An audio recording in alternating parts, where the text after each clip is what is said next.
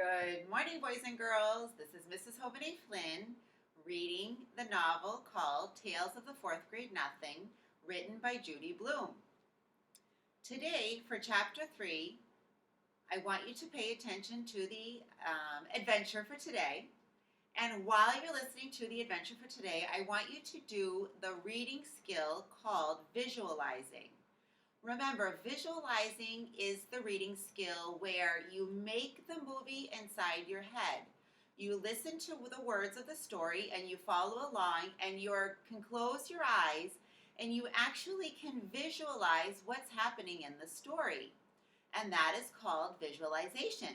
So for this chapter, that's what I would like for you to work on, the reading skill called visualization.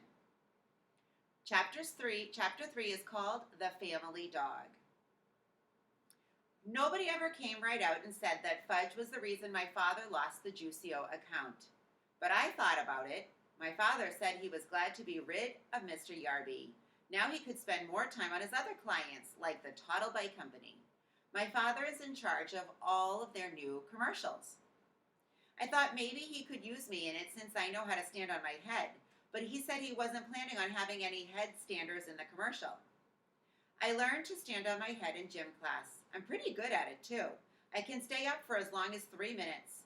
I showed my mother, my father, and Fudge how I can do it right in the living room. They were all impressed, especially Fudge. He wanted to do it, too. So I turned him upside down and tried to teach him, but he always tumbled over backwards. Right after I learned to stand on my head, Fudge stopped eating. He did it suddenly. One day he ate fine, and the next day, nothing. No eat, he told my mother. She didn't pay too much attention to him until the third day, when he still refused to eat when she got up. You've got to eat, Fudgy, she said. You don't want to grow up to be big and strong. Oh, you do want to grow up to be big and strong, don't you? No, grow, Fudge said. That night, my mother told my father how worried she was about Fudge. So my father did tricks for him while my mother stood over his chair trying to get some food into his mouth. But nothing worked, not even juggling oranges. Finally, my mother got the brilliant idea of me standing on my head while she fed Fudge. I wasn't very excited about standing on my head in the kitchen. The floor is awfully hard in there. But my mother begged me. She said, "It's very important for Fudge to eat. Please help us, Peter." So I stood on my head. When Fudge saw me upside down, he clapped his hands and laughed. When he laughs, he opens his mouth, and that's when my mother stuffed some baked potato into it. But the next morning, I put my foot down. No, I don't want to stand on my head in the kitchen or anywhere else, I added.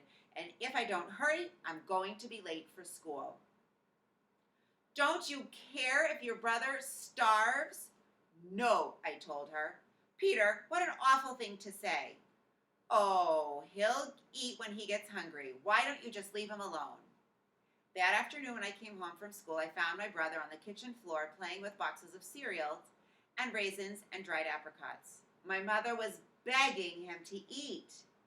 No, no, no, Fudge shouted.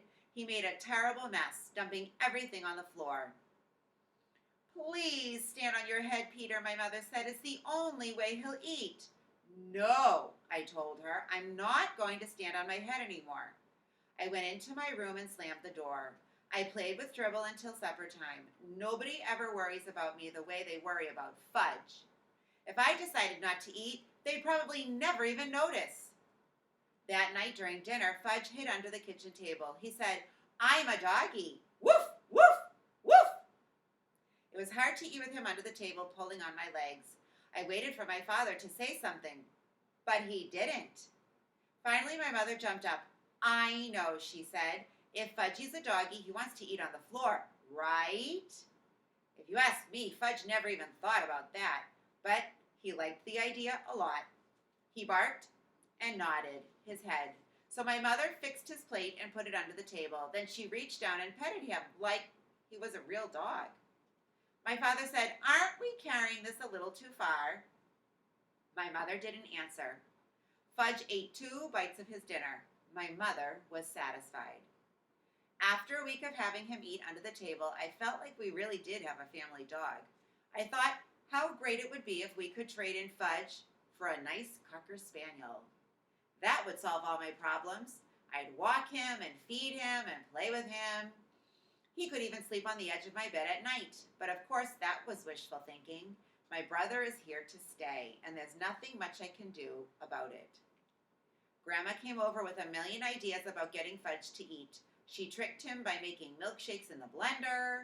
When Fudge wasn't looking, she threw in an egg. She told him if he drank it all up, there would be a surprise at the bottom of the glass.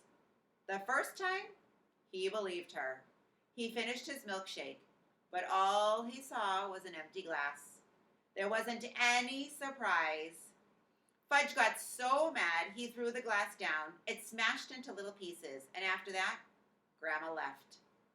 The next day, my mother dragged Fudge to Dr. Cohn's office.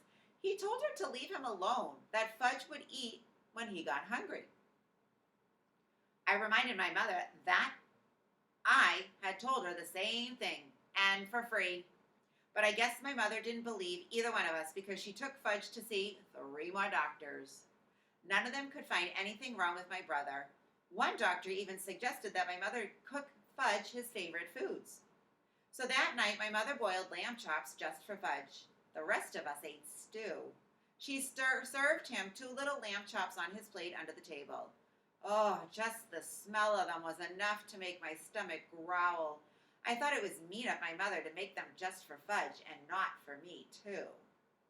Fudge looked at his lamb chops for a few minutes. Then he pushed his plate away. No, he said, no chops.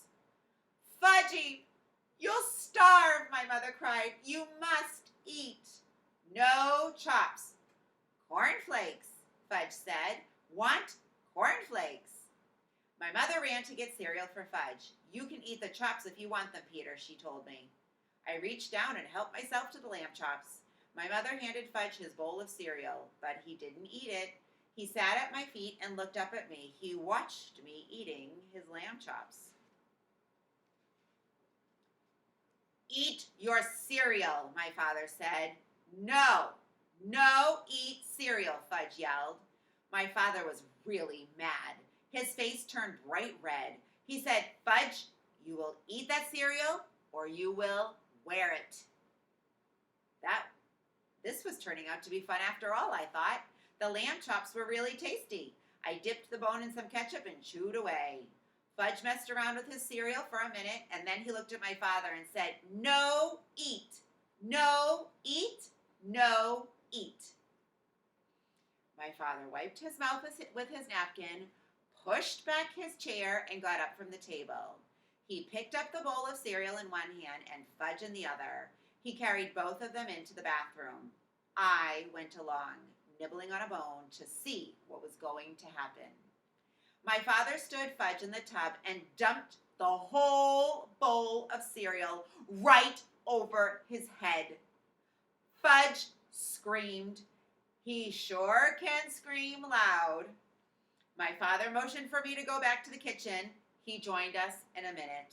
He sat down and we finished our dinner. Fudge kept on screaming. My mother wanted to go to him, but my father told her to stay where she was. He had had enough of Fudge's monkey business at mealtimes. I think my mother was relieved that my father had taken over. For once, my brother got what he deserved, and I was glad. The next day, Fudge sat at the table again, in his little red booster's chair where he belongs. He ate everything my mother put in front of him. No more doggy, he told us. And for a long time after that, his favorite expression was, eat it or wear it.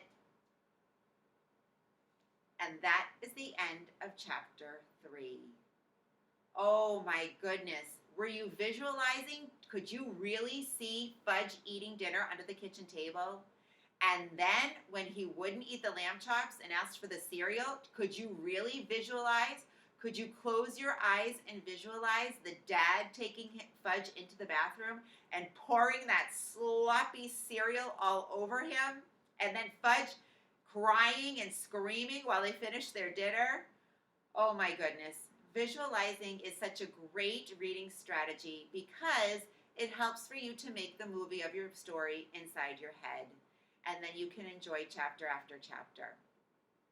Boys and girls, I hope you enjoyed today's chapter. And I hope you join us tomorrow for the next chapter of Tales of the Fourth Grade Nothing. Have a wonderful day, boys and girls.